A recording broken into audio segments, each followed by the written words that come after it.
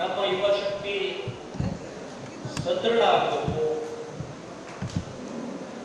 ದೇಶದ ಹಿತದೃಷ್ಟಿಯಿಂದ ಕೆಲಸ ಮಾಡಬೇಕು ಅನ್ನುವಂತ ಉದ್ದೇಶದಿಂದ ಈ ಸಭೆ ಸಮ್ಮೇಳನವನ್ನ ಯೋಜನೆಯನ್ನು ಮಾಡಿದ್ದಾರೆ. ಇನ್ನು ಅಡ್ಡಿ ಆತಂಕಗಳು ಇದ್ದೇ ಇರ್ತಾರೆ, ಬೇರೆ ಬೇರೆ ಇರ್ತಾರೆ. ಅಲ್ಲಿ ಹೋಗ್ಬೇಡಿ, ಕೇಸ್ ಹಾಕ್ತಾರೆ, ಗಲಾಟೆ ಆಗುತ್ತೆ, ಹೀಗೆ ಅನೇಕ ಅಡ್ಡಿ ಆತಂಕಗಳು ಇರ್ತವೆ. ಅದರ ಜೊತೆಗೆ ಪೊಲೀಸ್ ಡಿಪಾರ್ಟ್ಮೆಂಟ್ ನವರು ಕಿರಿಕಿರಿ ಕೊಡ್ತಾರೆ. ನೀವು ಏನಾದರೂ ಮಾತನಾಡಿದರೆ ಕೇಸ್ ಹಾಕ್ತೀವಿ ನಿಮ್ಮ ಮೇಲೆ, ಹೆದರ್ಸೋದು. ಯಾರ ಮೇಲೆ ಕೇಸ್ ಹಾಕ್ತಾ ಇದ್ದೀರಿ, ಯಾಕೆ ಹಾಕ್ತಾ ಇದ್ದೀರಿ, ಸ್ವಲ್ಪ ಅದು ತಲೆ ಬೇಕಲ್ಲ. ಗೋ ಹತ್ಯೆ ನಿಷೇಧ ಕಾನೂನು ಜಾರಿ ಇದ್ದಾಗಲೂ ಕೂಡ ಇವತ್ತಿಗೂ ಗೋವುಗಳನ್ನ ಕಸಾಯಿಖಾನೆಗೆ ಸಾಗಿಸ್ತಾ ಇರೋದು ಪೊಲೀಸ್ ಡಿಪಾರ್ಟ್ಮೆಂಟ್ಗೆ ಕಾಣಿಸುವುದಿಲ್ಲ. ಅವ್ರ ಮೇಲೆ ಕೇಸ್ ಇಲ್ಲ.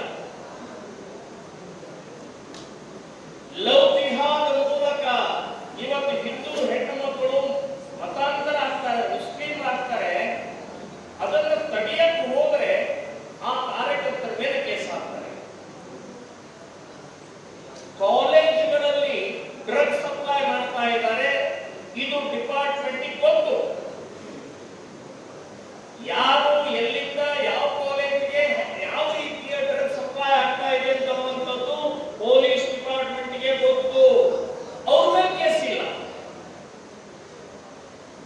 ಇಲ್ಲಿ ಜಾತಿ ಮತ ಪಕ್ಷ ಭೇದ ಇಲ್ಲದೆ ಒಂದು ಸಮ್ಮೇಳನ ಯುವಕರಿಗೆ ದೇಶಭಕ್ತಿಯನ್ನು ಮೂಡಿಸುವಂತಹ ಕಾರ್ಯವನ್ನು ಮಾಡಿದ್ರೆ ಕೇಸ್ ಹಾಕ್ತೀವಿ ಅಂತ ಹೆದರಿಸ್ತಾರೆ.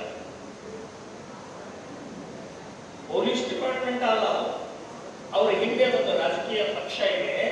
ಆ ಪಕ್ಷ ಹೇಳಿದ ಕೂಡಲೇ ಇವರು ಕೇಸ್ ಹಾಕುವಂತ ಪ್ರಕ್ರಿಯೆ ಮಾಡ್ತಾರೆ. ಕೇಸ್ ಹಾಕೋರಿಗೆ ನಾನು ಹೇಳ್ತೀನಿ, ನನ್ನ ಮೇಲೆ 110 ಕೇಸ್ ಇದ್ದಾರೆ. ನಾನು ಇನ್ನೂ ನಾಟ್ ಔಟ್ 200 ಹೊಡಿತಾನೆ ಇದ್ದೀನಿ. ನೀವು 1000 ಕೇಸ್ ಹಾಕಿದ್ರು ಕೂಡ ನಮ್ಮ ಹಿಂದೂ ಸಮಾಜದ ಹಿಂದೂ ಸಂಘಟನೆಯ ಧ್ವನಿಯನ್ನ ಅಡಗಿಸಕ್ಕೆ ನೀವಲ್ಲ, ನಿಮ್ಮ ಅಪ್ಪನಿದ್ದೂ ಸಾಧ್ಯ ಇಲ್ಲ.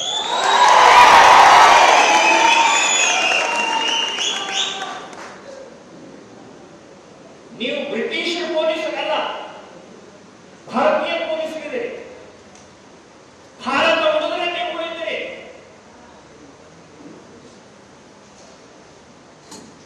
ಡಿಜಿಹಳ್ಳಿ ಕೆಜಿಹಳ್ಳಿ ಏನಾಯ್ತು? ಪೊಲೀಸ್ ಸ್ಟೇಷನ್ ಅನ್ನ ಸುಟ್ಟು ಹಾಕಿದ್ರಲ್ರಿ, ಇನ್ನೂ ಬುದ್ಧಿ ಬಂದಿಲ್ಲ ನಿಮಗೆ. ಪೊಲೀಸ್ ಸ್ಟೇಷನ್ ಅಲ್ಲಿರುವಂತ ಪೊಲೀಸರು ಓಡಿ ಹೋದ್ರು. ಇಲ್ಲಿ ಶಿವಮೊಗ್ಗದಲ್ಲಿ ಗಲಾಟೆ ಆದಂತ ಸಮಯದಲ್ಲಿ ಎಸ್ಪಿ ಓಡಿ ಹೋದ್ರು. ಎಸ್ಪಿ ಇಲ್ಲಿ ಹುಬ್ಬಳ್ಳಿಯಲ್ಲಿ ಗಲಾಟೆ ಆಯ್ತು. ಪೊಲೀಸ್ ಜೀಪನ್ನೇ ಉಲ್ಟ ಮಾಡಿದ್ರು. ಯಾರು ಇವರೆಲ್ಲರೂ? ಮುಸ್ಲಿಂ ಗುಂಡಾಗಳು. ಅಂಥ ಗುಂಡಾ ಶಕ್ತಿಯನ್ನ, ದೇಶದ್ರೋಹಿ ಶಕ್ತಿಯನ್ನ ತಡೆಯೋಗೋಸ್ಕರನೇ ಈ ಯುವ ಸಮ್ಮೇಳನ ಮಾಡ್ತಾ ಇದ್ರೆ ನಮಗೆ ಹೆದರಿಸು. ಸ್ವಲ್ಪ ಯೋಚನೆ ಮಾಡಿ, ಯಾರನ್ನ ಹೇಗೆ ಯಾವ ರೀತಿ ಕೇಸ್ ಆಗ್ತಾ ಇದ್ವಿ. ನಿಮಗೆ ಪ್ರಮೋಷನ್ ಬೇಕಾ? ಪ್ರಮೋಷನ್ ಸಿಕ್ಕೇ ಸಿಗುತ್ತೆ. ಈ ದೇಶಭಕ್ತಿ ಯುವಕರಿಗೆ ಪ್ರೇರಣೆ ಕೊಡಿ. ಅದಕ್ಕೋಸ್ಕರ ಈ ಸಮ್ಮೇಳನ ಮಾಡ್ತಾ ಇದ್ದೀನಿ ಅಂತ ನೆನಪಿಟ್ಕೊಳ್ಳಿ. ಸೊ ನಿಮ್ಮ ಕೇಸ್ಗಳಿಗೆ, ನಿಮ್ಮ ಜೈಲುಗಳಿಗೆ, ನಿಮ್ಮ ಲಾಠಿ ಏಟಿಗೆ ಹೆದರುವಂತ ಈ ಶಕ್ತಿ ಅಲ್ಲ, ಇದು ತಾಕತ್ತಿನ ಶಕ್ತಿ ಇದೆ ಅಂತ ನೆನಪು. ದೇಶಭಕ್ತಿಯ ಶಕ್ತಿ ಇದೆ. ಬಂಧುಗಳೇ, ಈಗಾಗಲೇ ವಿವೇಕಾನಂದರ ಸಂಬಂಧಪಟ್ಟ ಕೇಳಲಿ ನಾವು. ಸೊ ವಿವೇಕಾನಂದ ಅಂತ ತಕ್ಷಣವೇ ರೋಮಾಂಚನ ಆಗುತ್ತೆ. ಎಂಥ ವ್ಯಕ್ತಿತ್ವ, ಇಂಥ ಒಂದು ವಿಚಾರಧಾರೆ ಇಡೀ ದೇಶವನ್ನ ಹೊಡೆದೆಬ್ಬಿಸದಂತ, ವಿದೇಶದಲ್ಲಿ ಹೋಗಿ ಭಾಷಣವನ್ನ ಮಾಡಿ ಸ್ವದೇಶಿಗೆ ಬಂದು ಸ್ವದೇಶಿ ವಿಚಾರವನ್ನ ಜಾಗೃತಿಗೊಳಿಸದಂತ ವೀರ ಸನ್ಯಾಸಿ ವಿವೇಕಾನಂದ. ಸೊ ಯುವ ಸಮಾವೇಶ ಮುಖ್ಯವಾಗಿ ನಮಗೆ ಒಂದು ದೃಷ್ಟಿ, ಒಂದು ಗುರಿ, ಒಂದು ವಿಚಾರ, ಒಂದು ದಾರಿ ಬೇಕಾಗಿದೆ. ನಾವು ಹುಟ್ಟಿದ್ದೀವಿ, ಬೆಳೆದೀವಿ, ಓದಿದ್ದೀವಿ, ನೌಕರಿ ಮಾಡಿದೀವಿ,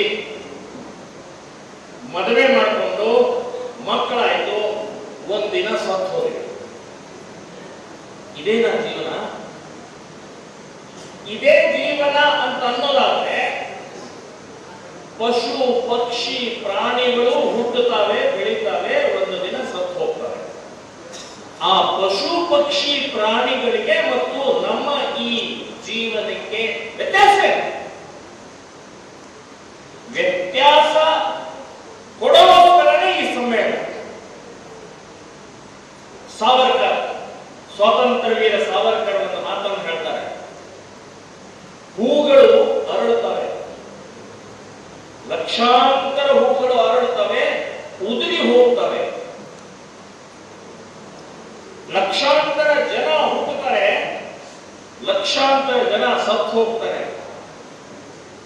ಆದರೆ ಆ ಲಕ್ಷಾಂತರ ಹೂವು ಉದುರಿ ಹೋದಂತ ಇದರಲ್ಲಿ ಯಾವ ಹೂ ದೇವರ ಪಾದಕ್ಕೆ ಸೇರತ್ತೆ, ಆ ಹೂವಿನ ಜೀವನ ಧನ್ಯ. ಹಾಗೇನೆ ಲಕ್ಷಾಂತರ ಜನ ಹುಟ್ಟುತ್ತಾರೆ, ಸಾಯ್ತಾರೆ, ಆದರೆ ಯಾರ ಜೀವನ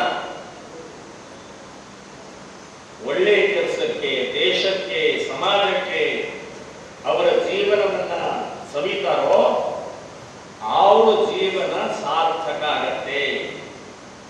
ಪಶು ಪಕ್ಷಿಗಳ ತರ ಜೀವನ ಅಲ್ಲ, ಮನುಷ್ಯರ ತರ. ಗುರಿ ಇದೆ ನನಗೆ, ದಾರಿ ಇದೆ ನನಗೆ.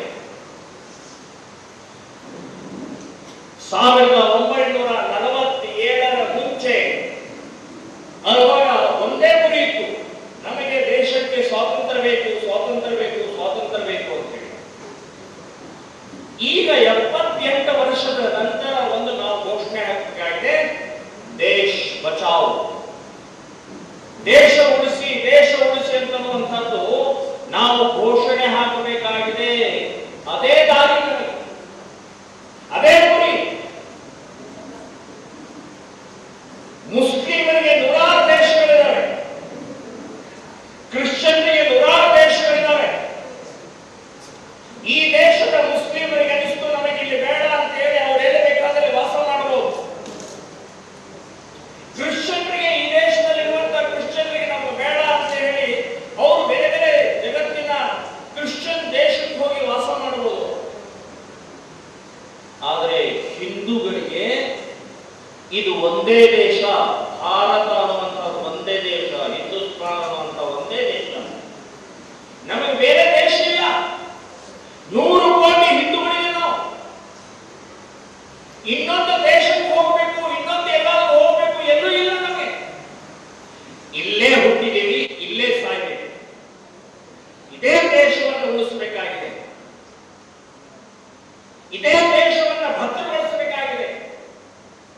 78 ವರ್ಷ ಆದರೂ ಕೂಡ ಹಿಂದೂವಿಗೆ ಇವತ್ತಿಗೂ ಬೆಲೆ ಇಲ್ಲ, ಗೌರವ ಇಲ್ಲ.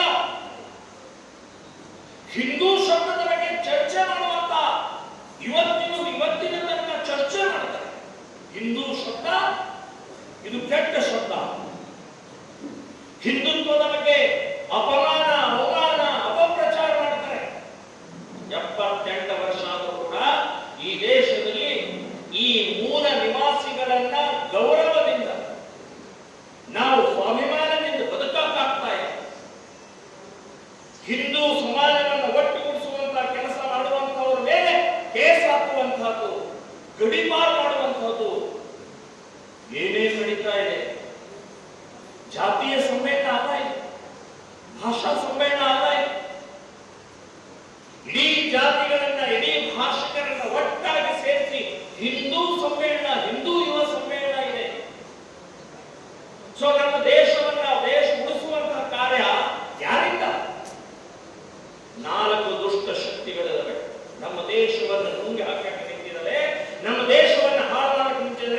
ಹಿಂದೂ ಸಮಾಜ